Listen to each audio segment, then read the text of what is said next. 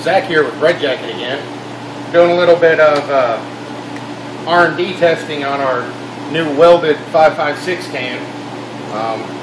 Kind of a stress and abuse test.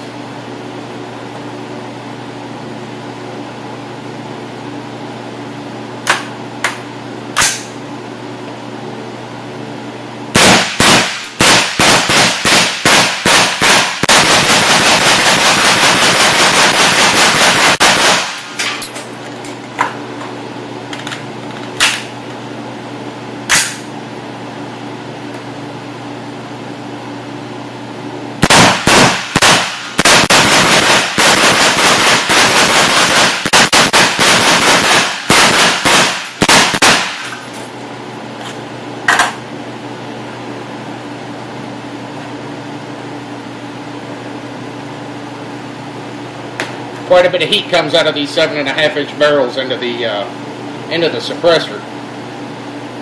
Hard to actually abuse them more than that without actually going to full auto. But this will be sold on a semi-auto 7-inch gun. Held up good.